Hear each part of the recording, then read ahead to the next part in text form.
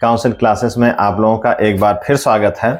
उत्तर प्रदेश विशेष की हम लोगों की क्लास कंटिन्यू चल रही है। उसी क्रम में आइए हम लोग देखते हैं आज उत्तर प्रदेश विशेष में ऊर्जा, खनिज और वन से जुड़े हुए कुछ मामले कि वन, जैसे कि वन की रिपोर्ट और कौन से जिले वन से ज़्यादा संभावनाएं हैं, कौन से जिले वन की सघनता, जिलों में वन की सघनता बहुत ज़्यादा है और उनकी प्रतिशतता क्या है, इन सब के बारे में हम लोग पढ़ेंगे। और कुछ खनिज पदार्थों को पढ़ेंगे कि उत्तर प्रदेश में कौन से ऐसे जिले हैं जिनमें खनिज पदार्थ प्रचुर मात्रा में पाए जाते हैं। आइए हम लोग सीधे आते हैं यहाँ पर। सबसे पहले हम लोग देख लें कुछ जल विद्युत परियोजनाएं, जैसे रिहंद, ओबरा, माता टीला, शीतला, खारा, ये सब जल विद्युत परियोजनाएं हैं। कहाँ की? यूपी की। प्रश्न ये आएगा ये सारी जो जल विद्युत परियोजनाएं हैं ये कहाँ की हैं, उत्तर प्रदेश की हैं या नहीं हैं। उसमें कुछ अन्य को मिला दिया जाएगा, उसमें आपको पता करना है कि कहाँ की ये जल विद्युत परियोजनाएं हैं। कौन कौन सी?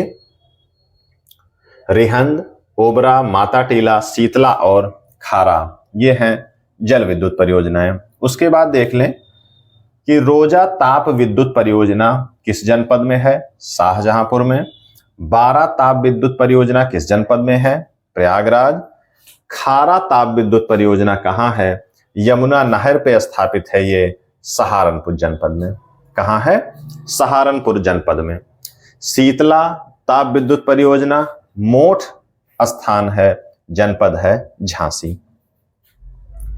ओबरा जल विद्युत परियोजना ओबरा में है, जनपद है सोनभद्र।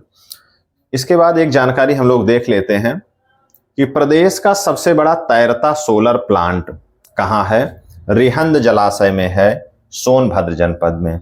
कहाँ पर? रिहंद जलाशय में, सोनभद्र जनपद में।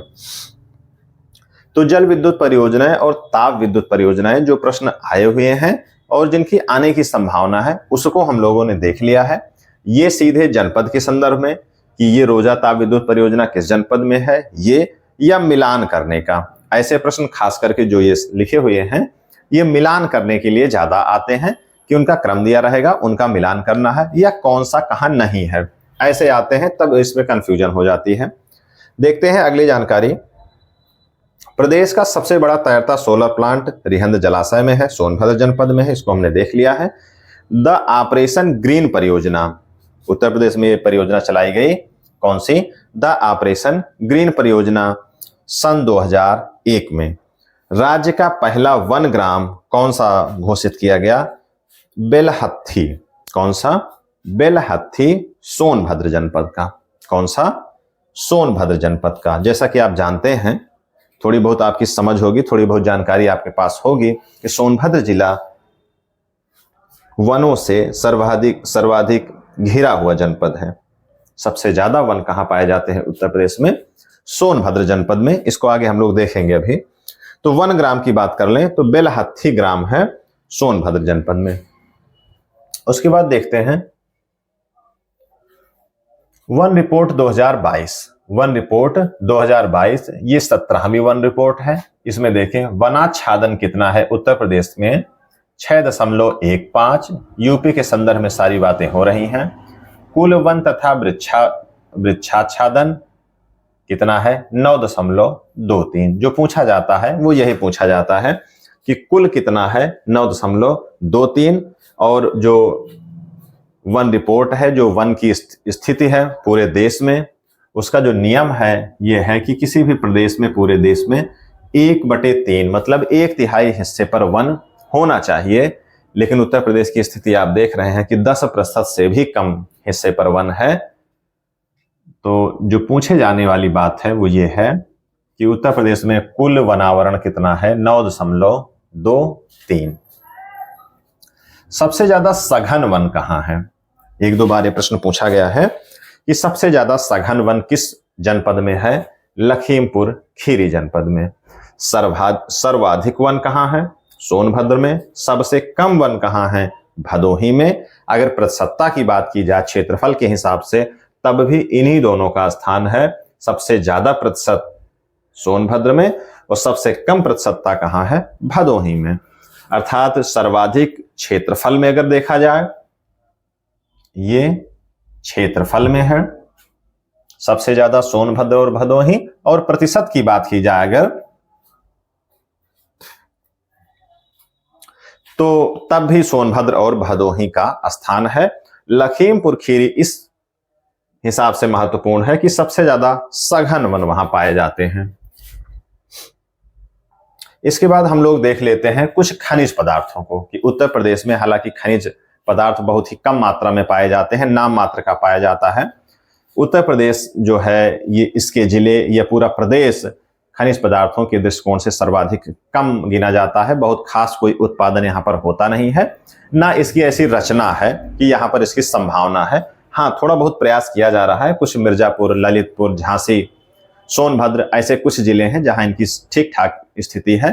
बाकी जितने भी जिले हैं, मेरे हिसाब से लगभग 60 से 70 जिले जितने हैं, उनमें बहुत ही न्यून मात्रा में, केवल कहने मात्र के लिए पाया जाता है।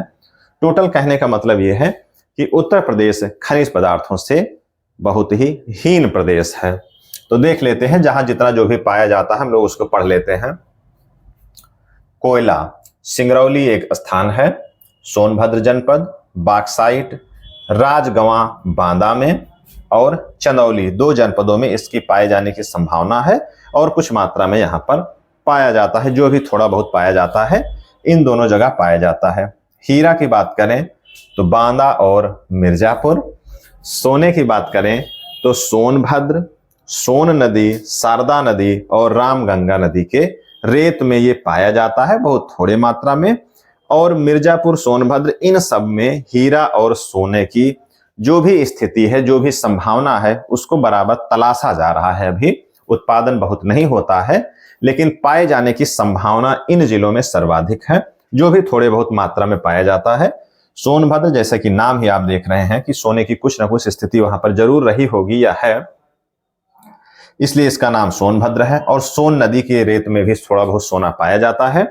तो सोन नदी, शारदा नदी और रामगंगा के रेत में सोना, हीरा, बांदा और मिर्जापुर में थोड़ा बहुत पाया जाता है। तांबा, यूरेनियम और प्लेटिनम ये तीनों कहां पाए जाते हैं? ललितपुर में। जिप्सम की अगर बात करें तो झांसी और हमीरपुर में। एस्बेस्टस की बात करें तो मिर्जापुर जनपद में। किस जनपद में? मिर्जापुर जनपद में एस्बेस्टस पाया जाता है। तो प्रमुख तौर पे आप देख लें, कोयला, बॉक्साइट, हीरा, सोना, तांबा, यूरेनियम, प्लेटिनम, जिप्सम और एस्बेस्टस, मतलब पाया सब कुछ जाता है। कितना पाया जाता है ये बहुत महत्वपूर्ण नहीं है। प्रश्न जो आएंगे वो यही पूछा जाएगा कि कौन कौन से ये खनिज पदार्थ हैं, किन जनपद में पाए जाते हैं, या कहां पर इनकी खोज तलाश जारी है, कहां पर इनकी संभावना अधिक है। तो इन जनपद को हम लोगों ने पढ़ लिया। और एक छोटी सी इसी से जुड़ी हुई जानकारी है, वन से ही जुड़ी जानकारी है कि पारिस्थितिक आतंकवादी किसे कहा जाता है, अर्थात किस पौधे को कहा जाता है। तो वो है यूकेलिप्टस। यूकेलिप्टस, इसको कहीं कहीं सफेदा भी कहा जाता है। यूकेलिप्टस को पारिस्थितिक आतंकवादी कहा जाता है। उसका कारण ये है, हालांकि ये कुछ ऊसर भूमि पे इसका उत्पादन हो जाता है, आसानी से उपलब्ध हो जाता है उसरीली जमीन पे, लेकिन इसमें पानी की मात्रा बहुत चाहिए। इसके उत्पादन में, यूकेलिप्टस के उत्पादन में पानी की मात्रा सर्वाधिक चाहिए। ये जिस क्षेत्र में लगाया जाता है उस क्षेत्र में पानी को ज्यादा कंजम्पशन उसका करके, खींच करके पानी ये अपनी वृद्धि कर लेता है, लेकिन उस क्षेत्र को, उस खेत को, उसके आसपास को उसरीला बना देगा या पानी जो है बहुत कम कर देगा वहां पे। इसलिए इसको पारिस्थितिकी आतंकवादी कहा गया, किसको? यूकेलिप्टस को। तो इस तरीके से हम लोगों ने जो महत्वपूर्ण प्रश्न हैं, जो परीक्षा में आए हुए हैं या जिनके आने की संभावना है, खनिज से, वन से, और जो भी ताप विद्युत परियोजनाएं हैं, जो भी परियोजनाएं हैं, और थोड़ा सा ये कि कौन सा तैरता सोलर प्लांट है, पहला वनग्राम कौन सा है, तो थोड़ा सा करंट से, और इन सब चीजों को मिला करके हम लोगों ने 20 से 30 प्रश्न यहां पर कर लिए हैं। अगर देखें यूपी की जो समीक्षा अधिकारी की भर्ती है, जिसकी परीक्षा फरवरी में निश्चित हो गई है, 4 फरवरी को है शायद, तो उसके हिसाब से अगर हम देखें तो बहुत ज्यादा समय बचा नहीं है। उत्तर प्रदेश विशेष की जो भूमिका है उसमें हालांकि अब बढ़ने वाली है, लेकिन उसकी भूमिका इतनी भी नहीं है कि इसको बहुत गहराई से बहुत दिन तक पढ़ा जाए। तो इसको एक शॉर्ट नोट्स के रूप में आप इसको बना करके, लगभग 5 क्लास इसकी हो चुकी हैं, ये 6वीं क्लास है उत्तर प्रदेश विशेष की। तो इसको आप अगर एक पेज में नोट्स बना लेंगे तो 4 से 5 पेज में इसका पूरा नोट्स कंप्लीट हो जाएगा। और सारे जितने भी हैं वो एक एक पॉइंट सर्वाधिक महत्वपूर्ण प्रश्नों की सूची से ली गई है और इकट्ठा किया गया है इनको कि परीक्षा में आपकी इन प्रश्नों की मुलाकात इनसे जरूर हो। तो इस तरीके से हम लोगों की आज की ये क्लास खत्म होती है। आप लोग वीडियो को देख करके इसको शेयर करें, सब्सक्राइब करें, और अगर आपको ठीक लगे तो कुछ ना कुछ कमेंट आप जरूर कर दिया करें, ताकि उससे एक मोटिवेशन मिलता है और कौन सी कमी रह जा रही है, या फिर और कौन से टॉपिक या और कौन से विषय इसमें और आगे हम लोग कंटिन्यू करें, तो उससे हमको जानकारी मिलती है। तो ठीक है, आज की क्लास हमारी यहीं पर खत्म होती है। धन्यवाद।